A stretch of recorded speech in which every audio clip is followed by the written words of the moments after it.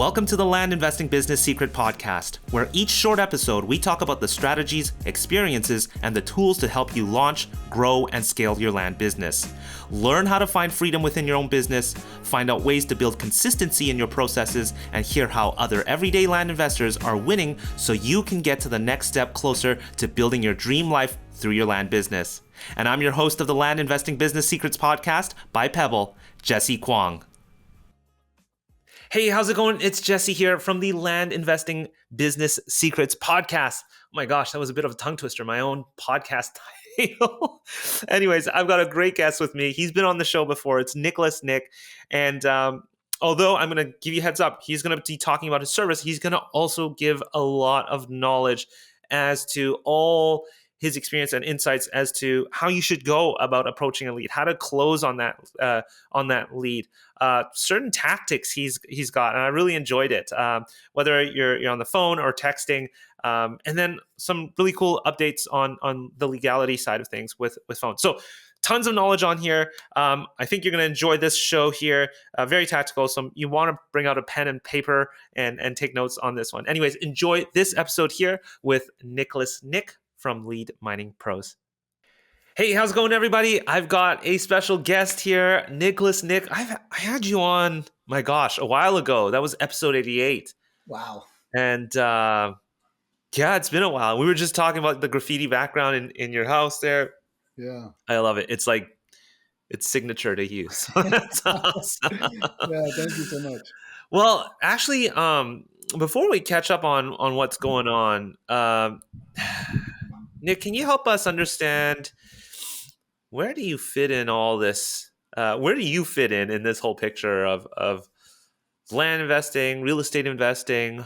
Tell us a little bit about yourself, because I think maybe not all our audience listened to our old episode. Maybe not all the audience has listened to you on other shows. Give us a little bit of understanding about yourself. No, I'd love to. I'd love to. No, and I love the way you asked that question. You know, what I sought out to create was something like no one else is doing. And we've actually been in business for 8 years. And honestly, 8 years later, I can't believe it. Still, nobody else is doing it. Okay.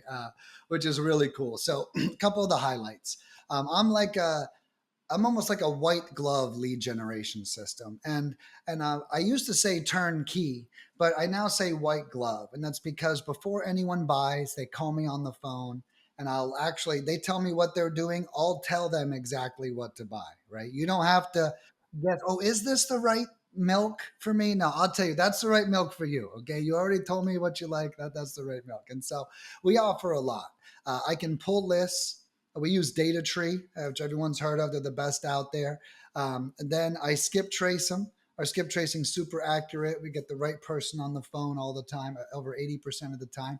I have American and foreign cold callers. So when you come to the website, you can pick, and I'll save land investors some time, just Americans. Okay. Like, land investors, they do not want to talk to a foreign person with a heavy accent that they think doesn't live in America, right? They know that's already going to hurt. So Americans all the way. The foreign callers I offer, I tell everyone, saturated markets. Think houses, think saturated markets. That's what the foreign callers are for. Then I offer done for you text messaging too. So complete turnkey text messaging. You don't worry about anything. We send the text for you. We reply for you for free. And then we send the leads over to all of our clients as well. So that's what we do in a nutshell. So when you call me, why it's white glove, you call me ahead of time. I tell you which of those works best in your market. Okay. Then as the service goes on, I actually invite you to meet with me weekly to tell me about your results and talk to me about how it's going. If it's not going good, we make a change, we do something different, and then we go different. So it's really hands-on. It's not just like, thanks for your purchase, good luck, kiddo, right? It's more like, hey, thanks for your purchase. If anything goes weird, you call me right away. We'll make an adjustment. So it's really hands-on. Okay, so we got Nick to share his blurb about what he's up to. I want to make sure our listeners get as much value as this as possible.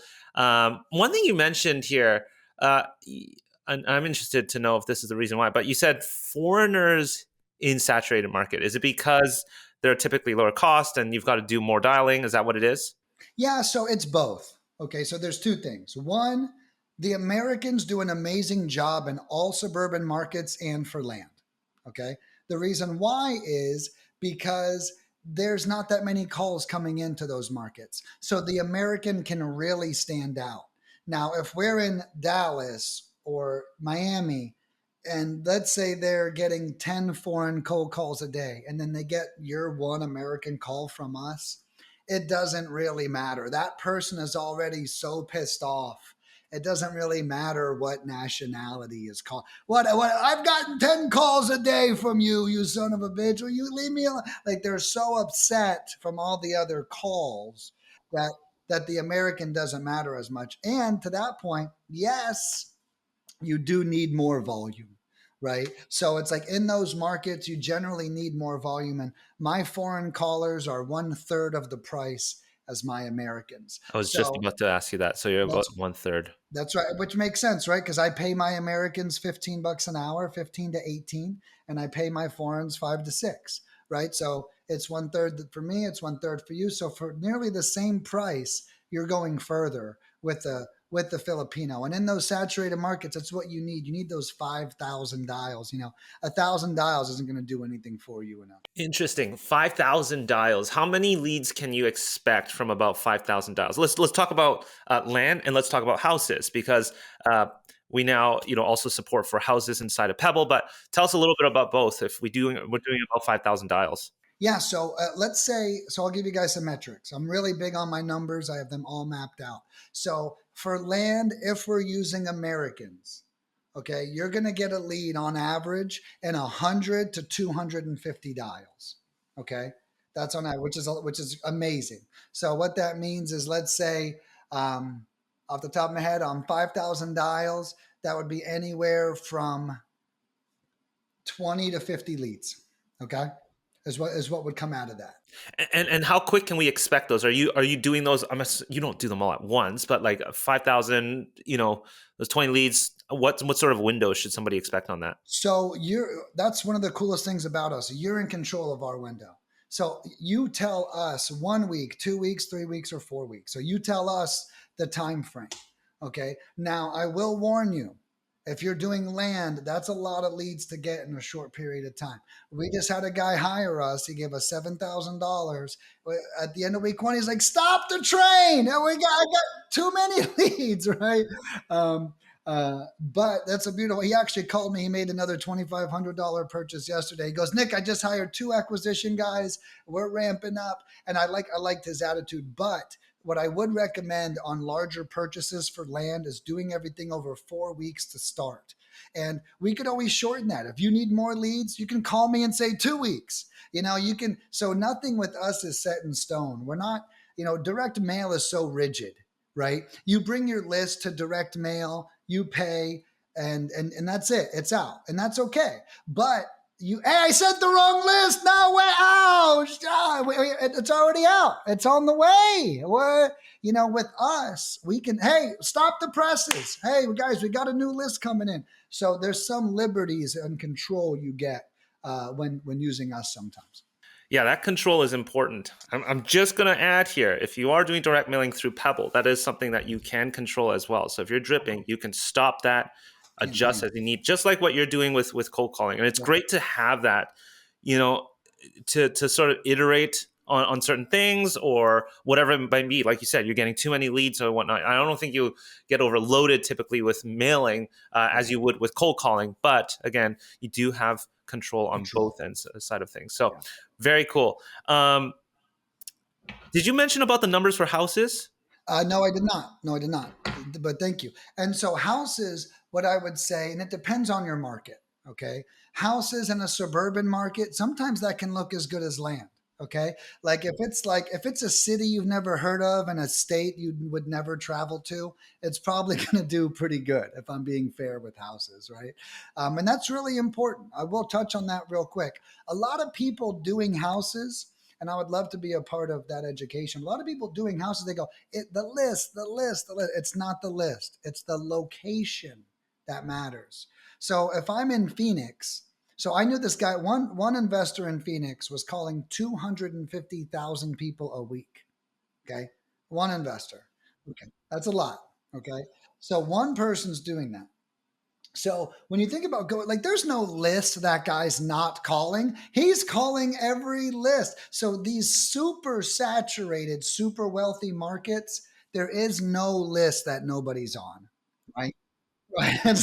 Like a lot of that's what a lot of people think. Oh, I get this one super niche now. They're There's getting no all magic list, is what you're telling me. right. Yeah. And in those markets, it's the location. There are magic markets. Okay. And if we can find a market that no one's ever heard of, that no one's ever been to, that isn't attractive, right? So, just a nerd point, real quick. Let's talk about Miami. Miami has a population of 500,000 people. Okay. They have an annual tourist visitation rate of 27 million people a year, which means 2.2 million people visit Miami every month, but only 500,000 people live there.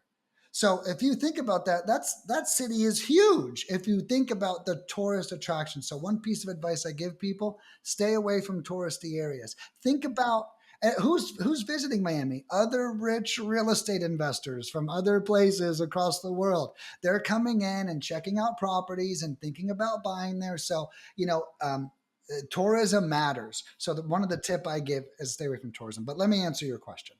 How many leads does it? How many dials does it take to get a lead for houses? So houses is definitely higher. Land is about what I say 100 to 250. Houses on average would probably be 250 to 600 dials per lead. Okay, and a good way to gauge those numbers is the 200 to 250 would be a more suburban area. Okay, and then the 400 to 600 would be a more saturated style market as well. Are you seeing land inching closer to housing in terms of the number of dials you need per lead now? Yes and no. I really wouldn't say that.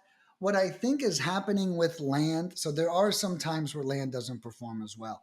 But I think what's happening is people that are seeing those results are looking for land in really sought after markets around Miami, around metro areas where they know it's going to be hard. But when they get that piece of land, they're going to be able to make $150,000 on it. Okay, kind of thing. So it's kind of like a different game. So I think what's happening is people are getting more aggressive with the location of their land, and then that is a more saturated market. The closer you are getting land to a metro area, the more it is going to feel like houses. I will agree with that statement. Miami, Orlando, even where I live, you find a plot of land. A plot of land around here is rare as shit, as it is anyways. So when you finally find one, there's a lot of people fighting for that, just like a house again. Sure, sure. You mentioned that land doesn't perform as well in certain areas. Are you talking about those areas closer to the metro area? Or are you talking about certain other No, characteristics? you're exactly right. And the areas close to them. And and people that are doing infill lots only too, right? Infill lots in saturated markets are just like a house, right? To be fair, if I'm looking for a lot in Dallas, Fort Worth, that's like looking for a house because everyone else is looking for a lot in Dallas, Fort Worth too. So, if you're going for land for the low hanging fruit, which is why we should be doing land, in my honest opinion, okay, then we should be going away from those markets because we're losing our benefit. We're losing why we're doing land. If we're going to fight that hard, I'm not saying you might as well do houses, but if you're going to fight that hard, you kind of might as well do a house. I mean, one thing about land is the ranges can vary, but it's generally lesser profit margins than a house unless you're going for larger acreage. You know? Curious, in what you do, the split between house and land. Are most of your clients land? Are most of them still majority still houses? Yeah, so we were houses only for 5 years. Okay. And then Joe McCall found us and Joe closed 3 deals with us. And then he had me on his podcast and he told me I didn't even know he closed 3 deals. He told me live on the podcast he closed 3 deals. So I was like, holy shit. And then after that podcast, we've been big land. Okay.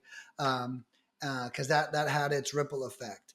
And we're probably, I feel like we're 50-50 right now, if I'm being fair. Um, there's a lot of house investors that still use us. Um, but I like land. I tell my clients, you guys, everyone watching, probably, well, there's way less to talk about.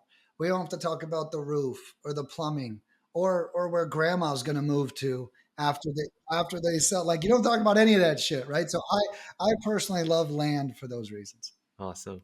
Okay. So you're doing a lot of this, pulling lists and scrubbing and skip tracing and then cold calling as well. Help us understand, once it becomes a lead for an investor, give us an understanding of how we can convert those leads. Love that. I love. I love that you just asked that question. Okay. No, I figured you get a lot of visibility on that.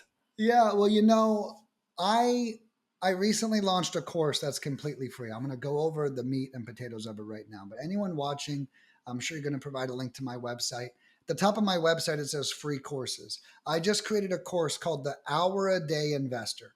Okay. And it's if you only have 1 hour a day and you hire us, what exactly should you be saying? I give you scripts, processes, everything. So I'm going to cover briefly the exact script I recommend everyone use after I send them a lead. And you know what? It's after every lead they get till the end of time. You should say this to them. Okay. Okay, give it to us. Okay. So here we go. I'm gonna start from the beginning. First of all, I don't think we should ever ask a lead how much they want for their property. Okay. Not on land. Okay. On land, there's no real value. So asking that question is forcing a conversation at a high number, and then we're going to have to lower them down. Don't do that. You're better off giving your number first and working your way up. Okay. So that's number one. That's the premise. So we're not asking them. You're giving the number, not asking them. Yeah, that's right. And then you don't even give the number until the third call. Okay. So I'm covering some principal basics real quick. And let's relate it to dating. Okay. Because I'm doing a lot, I'm single right now, so I'm doing a lot of dating at the moment. But let's relate it to dating. Think of the offer as the first kiss. Okay. If you make the first kiss too early, you're gonna blow it. Okay, if you go in, if the date just started and I'm going in for a kiss, I'm out, right? Hey, whoa, I don't even know you yet. We didn't even have dinner yet, right? And so, but over time, we want to actually kiss each other. It's kind of what happens. And if you do it right with the seller, pun intended, they are going to want to get that offer from you too. It's not just you posing it on them. So the first step is we're not making the offer until we have the relationship. Okay. Because if the offer is low and we don't have the relationship, they're never going to talk to us again. Just like that girl is never going to talk to us again. Okay. Same exact. So we don't want to spook the seller. All right. So we call the lead. You get the lead from us. My employee's name is in the notes. We call it, hey, how's it going? I was calling about the lot, the 3-acre lot in Texas. Oh, yeah, yeah. Oh, hey. Well, I know you just spoke to Sherry about potentially selling it. Is that right? Oh, I sure did. Well, great. Well, here's what's going to happen. Okay, over the next 2 days, I'm going to do some online research. Okay, I don't recommend saying comps. Don't say comps to these people. Okay, they don't know. They don't know what the hell that means. You're just going to go on a rabbit hole on what comps means. I'm going to do some online research. And if this property is right for me, I'm going to make you an offer. Now, when I make that offer, do you prefer I make that on email or regular mail? Oh, email. Oh, great. Awesome. Can I just get your email address real quick just to confirm I have the right one? So now we're using this as an opportunity to get more information out of them. Okay. Okay, great. So I just got your email address. Now I got a quick question for you. Have you ever sold a piece of land before? Right? Or would this be your first sale? And what we're doing here is we're looking for a lacking experience.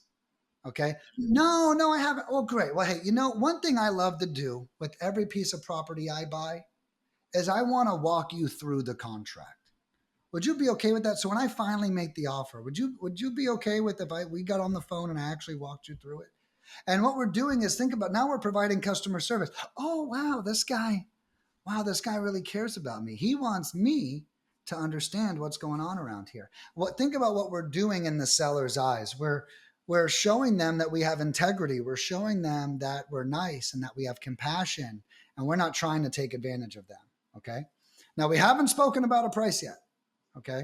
Still haven't spoken about a price. And then okay, so okay, sure. You can totally walk me through that. Okay, great. So at the end of a 2-day period, it's probably about 48 hours. That's about how long it takes us. We're going to send an offer. I'm going to call you right before I send the contract out to you, and then we'll talk about the offer. Okay. Now we get off the phone. Thank you so much. So now my team spoke to them. We had a good conversation before you did. Now you just spoke to them. That's 2 calls that have gone down. And they see you have compassion. They see you're a nice person. They see you're patient. And then you are going to call them in 2 days. Okay. Hey, and I recommend, as I recommend to all clients, get them on the phone first, then hit the send button on the contract. Okay. And here's my theory. We do not want them seeing the price without you present. Think about that. Okay. So you ever like do something in front of a stranger, and because a stranger's there, you're less angry, right? It's like if someone's not around, you're gonna be like, that son of a bitch. I knew he was gonna lowball me, right? Like they're gonna be all emotional. Okay. I'll give you a good example. When you're at the restaurant and they're giving you the machine the tip and they're standing beside you. Oh, okay. I guess Right. Yeah. yes, I have to. Yeah. I was gonna hit 15%. Could you turn around? Yeah. Turn around for it? Yeah. Yeah. No, that's a perfect example. And what we're doing is by being present, is we're giving ourselves the advantage on their emotional regulation. Okay, this may seem like I'm going too far with the emotional intelligence part of it, but I really think this is what it takes. And then we call them back. Hey, how's it going? Hey, my team, we just finished the offer. It should be in your email any second. Let me just make sure. Go ahead. We just sent it 2 minutes ago. Okay, have you gotten it yet? All right, you want to get that pulled up for me? So now we're doing what we said. We're showing up, and then they're seeing the offer. Then we can talk. Oh well, this is a little lower than what I expected, and then think about what happens here. So we've all done this. You ever go through an online funnel and you fill out the paperwork and you watch a 30-minute video, and then at the end of it, it's way more than what you thought it was going to be. And you're like, well, I just spent an hour and a half doing this. I mean, let's pay for it, right? And it's like it's very similar to that. We've gotten emotional buy-in. They've been working with us for like 3 days now. My call, your follow-up call. You did what you said you were going to do. You showed you have integrity. And if you really think about this strategy, this is as close as you can get to being at the dining room table with them, right? And that there's a reason why people close in person, because the closing ratio is way higher, right? So this is the closest we could get. So this whole system I created it myself. I teach this in that course completely free, so anyone can check it out. But that's exactly what I recommend happen. And we just had a guy hire us. I'm falling over here. He watched the videos. He hired us, and he met with me weekly, because I told you guys earlier I invite people to meet weekly. And he just made $90,000 profit, not even sold it. I made 90,000. And he goes, Nick, I used your whole system. And I was like, God, I freaking love to hear that. I love that. And thank you for such a tactical step-by-step, Absolutely. A routine, really, or script. I had a buddy of mine who recently started cold calling, and this is where he was struggling. So I want to make sure that something like that gets shared. So I'll include that in the show notes. Can you just tell me what the link is so I don't forget? Yeah, to the website. Yeah, it's at leadminingpros.com. And it's just at the top. There's a free course in there. Yeah, it says free courses right there. I don't make people buy before they get it. And there's actually 7 free courses. That's why the name of this one is the Hour a Day Investor. But yeah, I like the way I do my business is the only thing you pay for is leads. Okay. Everything else is free. The coaching, the help, the support. And I'm not the world's greatest coach. The way to look at me, I'm here to get you to a contract. Okay. That's my goal. I'll coach the shit out of you to a contract. After you get that contract, go back to your coach if you have one, or bring it to title. Like, I'm not the post contract guy. I'm the sales guy. is a good way to think of it. All right, so you are getting leads in. They're coming in consistently. Maybe you're working with a service like Nicholas Nick, or you are working with somebody else, or you're generating your own leads. You're getting deals done. But how do we actually get this thing systemized? You know how to get deals done. You've proven the model here. But how do we consistently continue to grow the business? How do you start pulling yourself out of the business so you can focus on maybe certain parts of your business, like branding, like building an authority, like building in ways of getting inbound leads? You need time to be able to do that. You need organization to be able to do that. And that's what the Dirt Hacker Challenge is all about. A 3-day webinar. It is interactive. There is homework to be done. There is worksheets to be done on helping you understand what are the next steps to actually get systemized. We obviously use Pebble as the backend system to facilitate for that. But things like, how do we consistently get out our marketing? How should we get out our marketing consistently without overspending? How should we then control our leads? And then how do we control our data?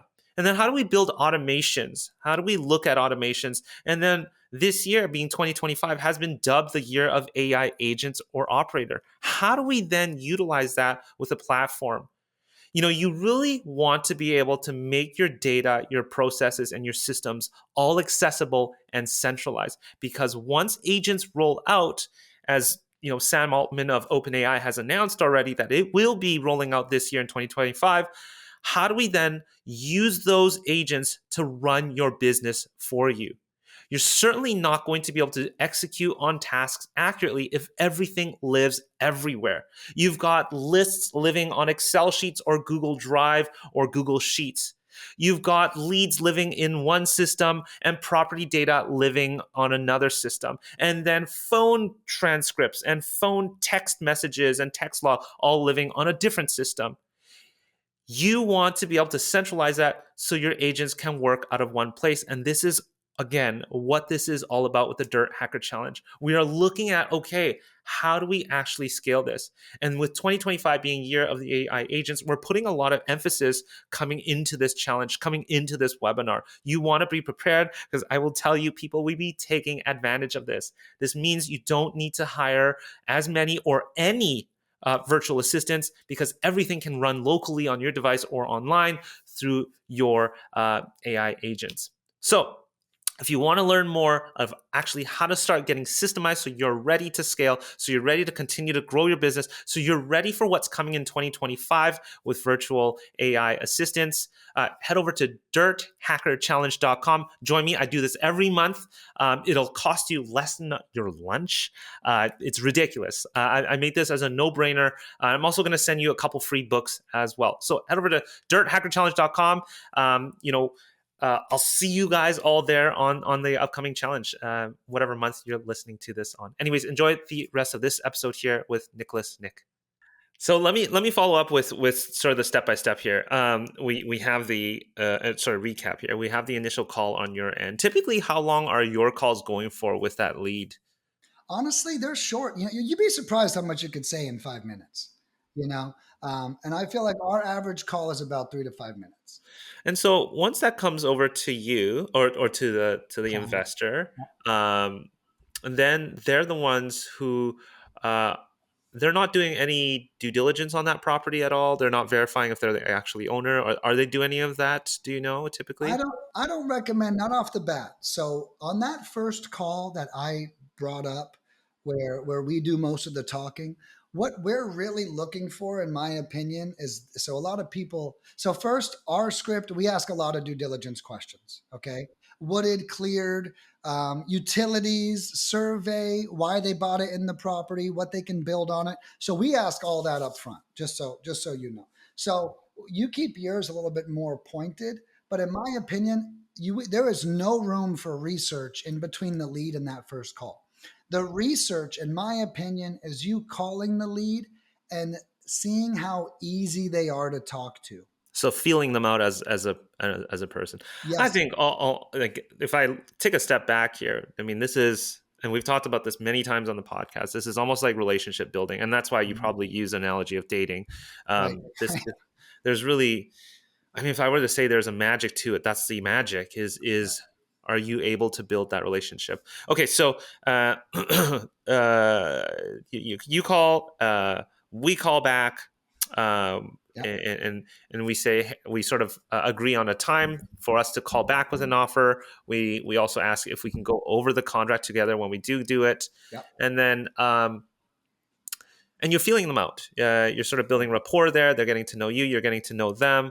I'm assuming that call typically lasts a little bit longer. I don't think you probably monitor that, but from my experience as well, that's typically going to be a longer call. Now, the third call, I'm assuming you've done some due diligence on that Yeah. property, and then you've put together a contract. Now, are you guys putting a contract, or is the investor putting the contract together? The investor does all of it. Perfect. Perfect. So Okay.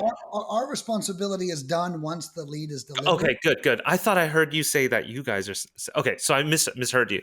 Well, Yeah, yeah, but what I try to do is in the courses, I provide the education to have my clients do it. got- So it needs to be taught and it needs to be done, yeah, but we don't do that. So instead, I'm just like, here's what you should do sure. when the time comes. Okay, and then you're making that offer. Now, what happens if they do decline that offer? I mean, you went through it. They're you can still sense that they're Right. probably a good fit. They're not fully rejecting you. How do you go about sort of negotiating? Do you Yeah. like how does that call end, and how do you make another offer from there? So yeah. So here's how that works. Everyone's gonna love this. So everything I do is I want to take the icky out of real estate, right? I want everything to be very transparent. So, hey, God, this offer, it's a little low.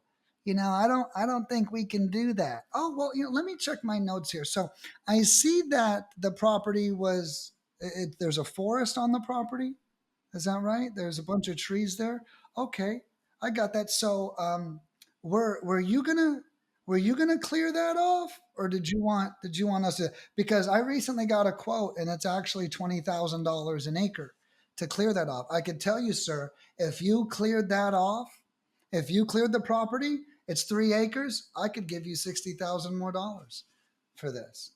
Okay. So it's like what I like to do is reference the property. Oh, hey, I saw that there wasn't any utilities. Did you know that it costs like $15,000 to put utilities on the were you guys? I mean, we do offer that as a service. That was included in this offer. But if you guys were going to do that, I could increase this offer right now. Right? So now what you're doing is you're not creating an offer out of thin air, right? You're saying, hey, bud, yeah, hey, if you do some of this, I got $50,000 worth of costs I have to do to make this property work for us, right? And if you're doing any of that cost, I can increase this offer amount. And I think that's beautiful. Oh, God, when you make it make sense, they'll be like, oh, okay, great. Well, no, I definitely don't want. Okay, yeah, well, that 40,000, you're right. I should have gotten someone out there to mow it these last 4 years. I knew I should have done something about those trees while they were growing. And it's like you're making it make sense. So that's how I recommend negotiations take place. And it doesn't that we don't always solve that there, but get them thinking. Hey, let me give you a couple days if you want. I'll give you some of my contacts to get it cleared, to get utilities on it if you want, and let's see if we can make a deal. So that's what I'd recommend. Okay. So I guess you would come into the call prepared with some sort of points, let's You know just what say. I call it in my course? I call it a due diligence checklist. Okay, right? Because with this is how we negotiate. Right? It's wooded, cleared, utilities, legal road access, right? Those are our big negotiation factors. Beyond that, it could be other items like why they want to sell or why they bought it, or hey, you bought it 10 years ago, it's still empty. I mean, are you waiting for the 11th year? Is that what you were doing? You tell it was this year the year you were going to build on it. So I love that you brought that up. With this due diligence checklist, is basically our list of objections, our proactive objections to their objections, right? This is how we rebuttal them. Got you. Yeah. I love that. I love that breakdown, and I appreciate that very much. I'm sure a lot of people listening do appreciate that. Yeah. Now, let's flip the script here. Yeah. You're not going to cold call. You're Okay. interested in texting. Yeah. What differences do you see between, like, give us some high level differences uh, between texting and cold calling? Okay. Yeah. So texting does produce a ton of leads, a ton of leads. The downside is they're ugly. They're ugly leads, right? So I always say calling brings the quality, texting brings the quantity, right? That's a great way to look at it. They're just going to need a little bit more chiseling, whenever it comes to them. We're not asking all the due diligence questions, right? We don't have any of this report. All they know is they got a text message and they said yes, or they said 200K, right? Or whatever the hell they said, right? So that's the downside. Now, our texting is very good. It's very clean. We send it out. We also handle all the replies for you. So you don't have to text blast. You don't have to buy any numbers. You don't have to worry about A2P, 10DLC. We've got all that done for you. But I will say, you got to roll your sleeves up a little bit more, but it's worth it. I mean, your cost per lead is going to skyrocket down, right? I mean, we get a texting lead on average for land. We get one lead in every 80 to 150 text messages. Okay. Now, if we do some other math on that, I sell 500 phone numbers texted for only $82, which means if you're doing land, you could get anywhere from like 6 to 8 leads from $82 alone. I mean, that's crazy, right? So I will say if you're watching this and you're new and you're wanting to have conversations and get experience at an extremely low cost, texting is the way to do that. And then cold calling is right above that. And then direct mail is the hottest leads, but the most expensive leads. So SMS, cheapest leads, ugliest leads. Okay. Right. Cold calling, a little bit more expensive, a little bit higher quality. Direct mail, more expensive, highest quality, or I should say, highest close ratio, right? Direct mail, the one good thing is they are generally further along. They're calling you, they're further along in the process for those. Any sort of high level step by step for texting when it comes to communicating with people via texting once the lead has come into the investor's hand? So, do not keep the texting energy going, right? I think very often people, they want to text after we text them. Don't do that. They'll ghost you quicker than shit.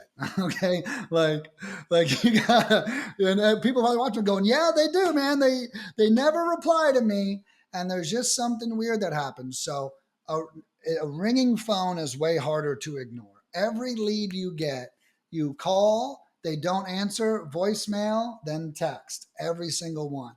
We want to follow that system. Call, voicemail, text. I recommend having 6 to 8 attempts on a phone number before you give up on it. Okay. Two. But a lot of people, they'll keep the text energy going. Don't keep doing that. It's time to get them on the phone. We already got as much out of them as we're going to get out of them on a text message, right? So intercept, get them on the phone, call from different numbers, do whatever you have to do. Um, but no, and then I would follow the same process once they answer, and then I also wouldn't necessarily bring up the text. Hey, you had a conversation with one of my team members.